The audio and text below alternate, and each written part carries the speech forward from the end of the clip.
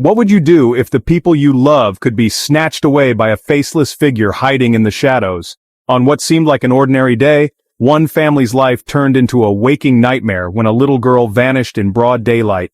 The deeper they searched for answers, the closer they came to confronting an ancient, malevolent force. This is the chilling tale of the Faceless Man. It all started on what should have been a normal afternoon. The air was warm, the sun was high, and laughter echoed through the garden as my little sister Lily played with her toys. I was inside when I heard it, a blood-curdling scream that seemed to shake the walls of our home. My heart dropped.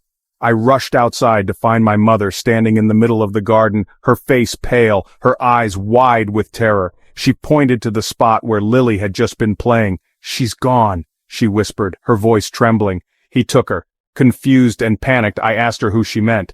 That's when she described him, a tall, thin man in a black suit with no face. A blank white surface where eyes, a nose, and a mouth should have been.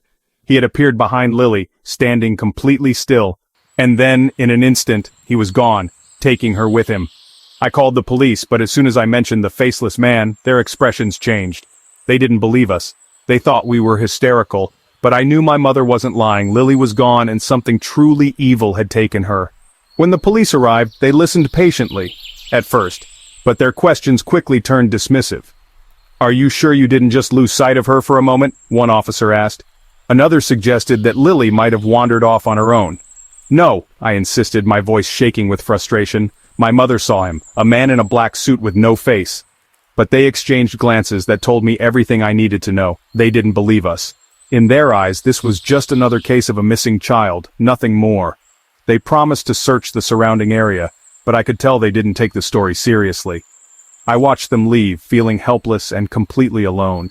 My little sister was out there, terrified and in danger, and nobody was going to help us. If the police wouldn't take this seriously, I had no choice but to find her myself. That night, I locked myself in my room and dove into every resource I could find. I scoured the internet, digging through obscure forums and conspiracy sites, desperate for answers. To my horror, I found story after story that sounded disturbingly familiar. People all over the world had seen him, a tall man in a black suit with no face. Some claimed he had been following them for weeks before vanishing without a trace. Others told darker tales, loved ones disappearing, strange symbols carved into trees, and a deep, growing madness that consumed anyone who got too close. The more I read, the more my fear grew. This wasn't just some urban legend, he was real, and he had taken Lily. But there was one detail that terrified me most of all. Those who tried to investigate him often ended up disappearing themselves.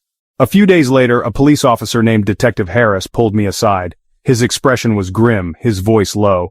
"I've seen things like this before," he said, glancing over his shoulder as if someone might be listening. "We've had other cases, people disappearing without a trace. And every time there's talk of the Faceless Man." My breath caught in my throat. "Then why aren't you doing anything?" I asked. He shook his head. "Because there's nothing we can do. This thing, it doesn't follow the rules. It's ancient, and it doesn't care who it takes. You need to stop looking into this, for your own safety." But how could I stop? Lily was my sister.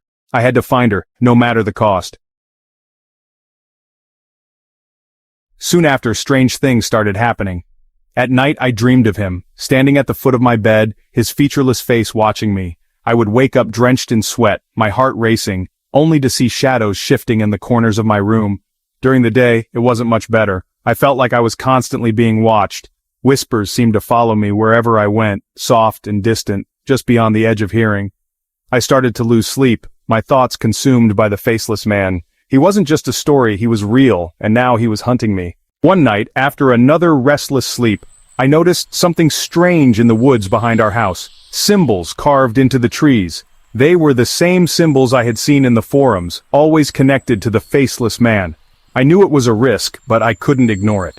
Grabbing a flashlight, I followed the trail of symbols deep into the forest. The deeper I went, the darker it got.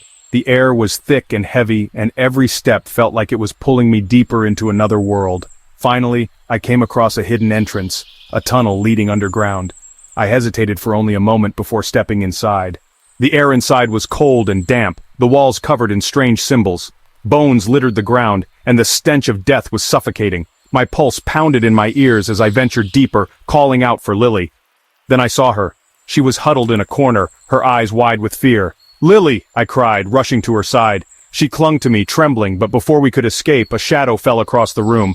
He was there, the Faceless Man.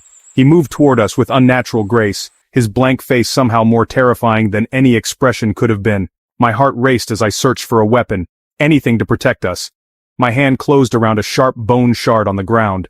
With a burst of adrenaline, I lunged at him, stabbing him with the makeshift weapon. He recoiled, letting out a soundless scream that echoed in my mind. For a moment, I thought we might have a chance, but I could feel it. He wasn't truly hurt. We ran, my grip tight on Lily's hand, never looking back. We barely made it out of the woods before a group of men in black uniforms surrounded us. "You're safe now," one of them said, though his expression told me otherwise. They took us to a facility run by an organization called SCP. They explained that they specialized in containing supernatural entities like the Faceless Man. But their next words sent a chill down my spine. "You've been marked," the agent said. "You're changing. The longer you're exposed to him, the more like him you'll become." Now I'm stuck in this strange, sterile facility, caught between two worlds. I can feel the changes happening, shadows seem to cling to me, and sometimes, I catch glimpses of my reflection without a face. But I won't give up. I'll hold on to my humanity for as long as I can. For Lily, for my family. This isn't the ending I wanted, but it's the one I've been given. And if my story can help even one person avoid the Faceless Man, it will have been worth it. Thanks for watching. If you enjoyed this story, please like, share, and comment below. Don't forget to subscribe to my channel for more terrifying tales. Until next time, stay safe out there.